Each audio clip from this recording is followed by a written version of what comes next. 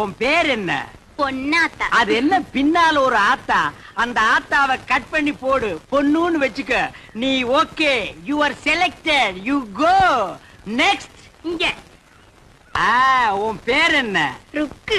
ஐயோ, பேர்லயே ஒரு கிக்கு. நீ பாக்குற பார்வையிலுக்கு.